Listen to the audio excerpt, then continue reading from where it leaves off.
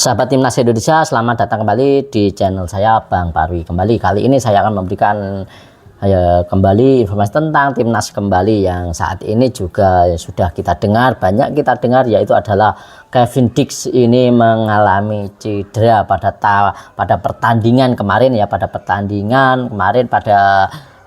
hari Jumat 7 Maret 2025 dini hari kemarin waktu Indonesia Barat. Dan Kevin Dix ini Copenhagen melawan Chelsea, saat pertandingan melawan Chelsea pada 7 Maret kemarin ya. Oke, jadi pada laga UEFA ini ya, pada laga pertama UEFA di putaran 16 besar UEFA ini adalah di leg pertama UEFA tentunya, dan insiden ini terjadi pada menit yang ke-78 dan juga pada waktu ke menit ke-78, dan Kevin Dix ini karena salah tumpuan ataupun salah tumpuan saat jatuh dalam mengamankan ataupun mendefend dari pemain dari Chelsea untuk kemarin, dan itu dia, dan ini tentunya menimbulkan kekhawatiran yang sangat mendalam juga, dan juga kekecewaan yang sangat mendalam terhadap Kevin Dix,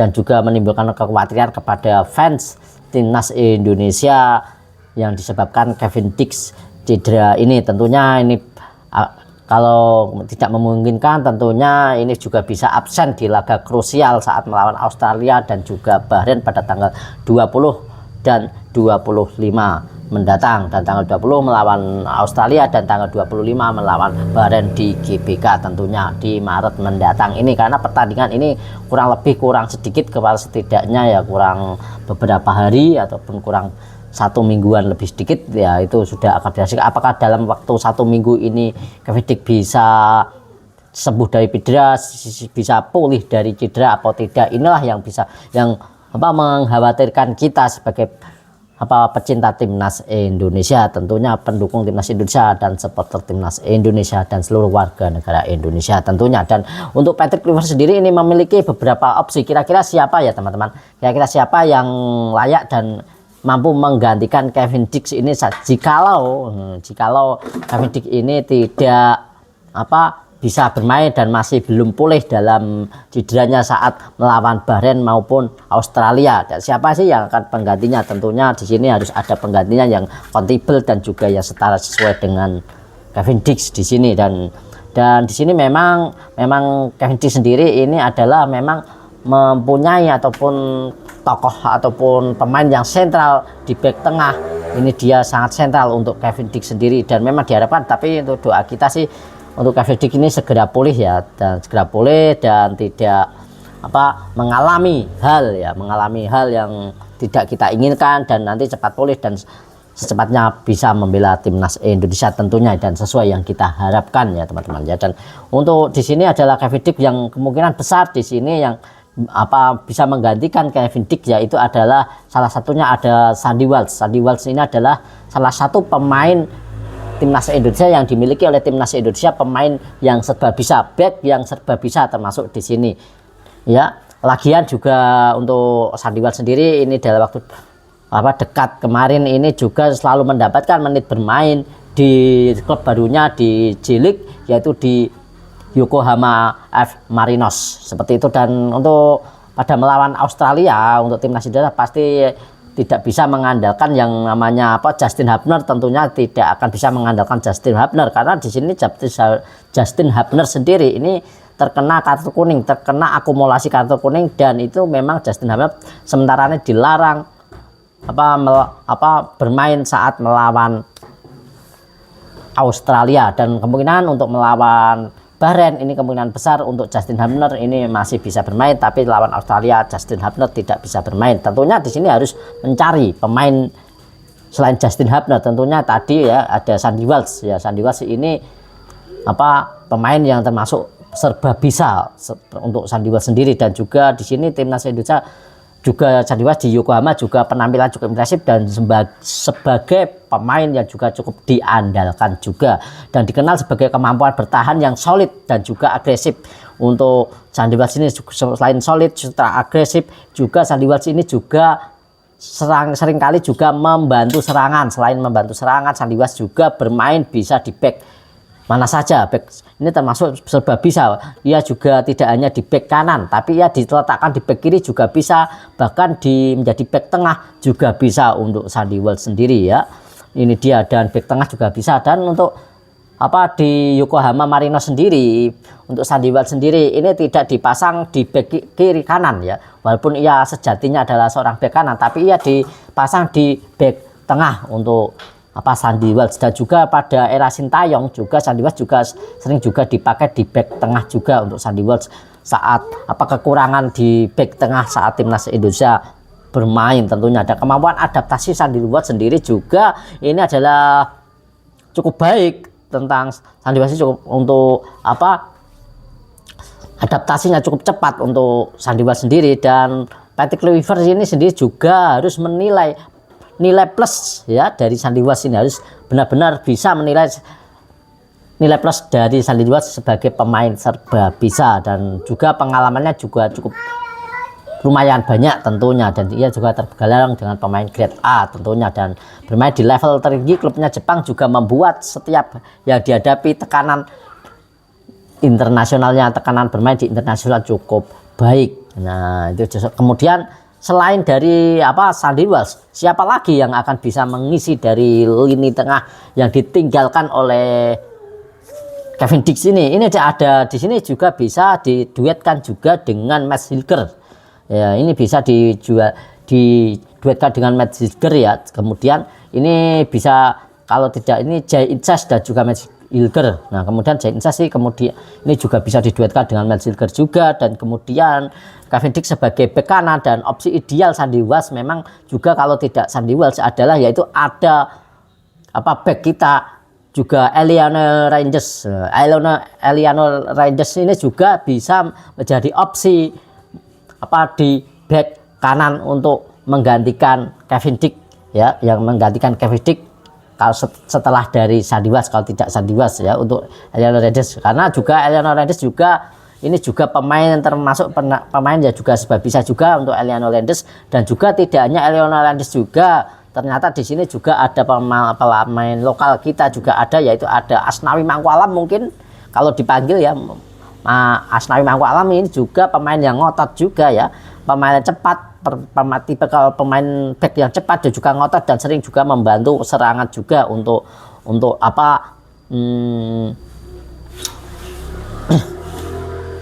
dari Asnawi Mangkualam sendiri.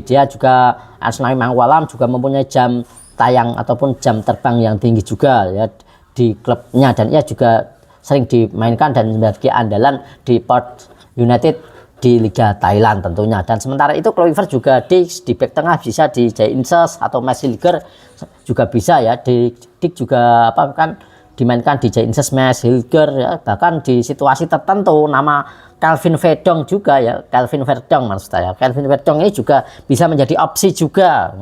Karena Kelvin Verdong ini bisa dimainkan di back tengah juga untuk Kelvin Verdong. Ya karena memang di era Sintayong juga Kelvin Verdong juga pernah dimainkan di back tengah ataupun juga back kanan juga untuk Kelvin Verdong ini. Kenapa ini adalah pemilihan dari Coach Sintayong, ini adalah pemilihan Coach Sintayong ini pemain yang cukup menarik dan menurut saya cukup tepat, karena yang dipilih oleh pemain-pemain dari Coach Sintayong yang ditinggalkan Coach Sintayong yang dulu ini adalah rata-rata pemain yang serba bisa, tidak hanya bermain di back kiri, back tengah saja, atau di flank kanan atau back kiri saja, tapi selalu yang dicari adalah pemain yang serba bisa yang bermain di beberapa posisi. Nah itu jadi dengan adanya pemain kita yang banyak mengisi pemain kita yang bisa bermain di berbagai posisi ini, tentunya untuk sang pelatih juga tidak akan kesulitan menempatkan pemain itu, tidak kesulitan untuk meracik atau meramu strategi. Dan jikalau ada yang seperti ini, jika ada seperti Kevin Dix seperti ini yang mengalami cedera seperti ini, jadi pelatih tidak terlalu pusing harus menempatkan pemainnya di mana, kekurangan pemain yang mana, karena hampir semua pemain ini bermain dengan pemain yang serba bisa. Itulah untungnya punya pemain yang serba bisa tentunya ya. Dan situ dan memang juga kemarin juga hasil dari Copenhagen melawan Chelsea ini memang kalah skor 2-1 dari Chelsea untuk Copenhagen sendiri, dan Kevin Dijk ditarik pada menit ke-78, ditarik keluar karena mengalami cedera. Jadi itu ya yang bisa kita manfaatkan, beberapa pemain yang harus bisa dimanfaatkan oleh Patrick Kluivert ya, harus dimanfaatkan oleh Patrick Kluivert yang untuk mengisi pos yang akan ditinggalkan oleh Kevin Dijk sendiri, karena memang dengan adanya pemain yang serba bisa, kita juga tidak bisa pungkiri ini juga bisa. Dan juga di sini ada opsi lain juga, kemungkinan besar ya juga memang ini jika dipanggil ya, yang saat ini juga tidak ada center akan dipanggil ataupun tidak, memang ini ada lagi yaitu pemain kita juga ya yang kemungkinan besar juga di sini Saint Patinama. Saint Patinama ini juga tidak ada center terdengar untuk kali ini. Ini juga bisa dipanggil ataupun nanti bisa menggantikan posisi dari Verdong ataupun dari posisi yang lain ya. Ini juga yang ditinggalkan, ini bisa menggantikan, lalu Verdong bisa ditarik ke kanan ataupun bisa menggantikan posisi Sandy Wells di bek kanan ya, di bek kanan Sandy Wells menggantikan posisi Sandy Wells, dan Sandy Wells sendiri ditaruh di tengah atau seperti itu.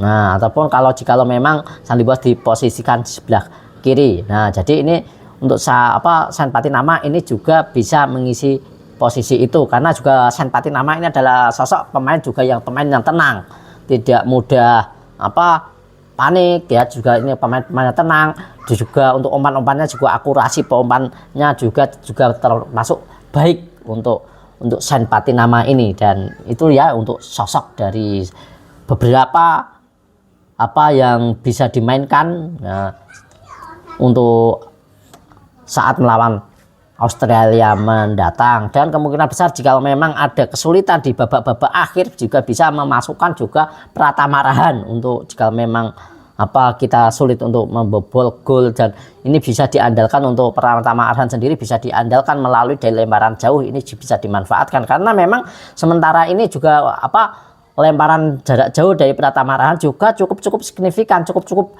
membuat gemetar untuk lawan, juga cukup krusial dan banyak sekali menciptakan gol melalui dari lemparan ke dalam, lemparan jauh dari Pratama Arhan sendiri. Ini juga Pratama Arhan juga salah satu pemain yang kita miliki, pemain yang tidak egois juga ya untuk di sini. Kalau menurut saya, kalau Egy sih tidak masalah ya, tidak dimasukkan tidak masalah karena memang kalah kelas lah. Kalau bukannya tidak baik, tapi memang banyak pesaingnya sudah sangat berat sekali.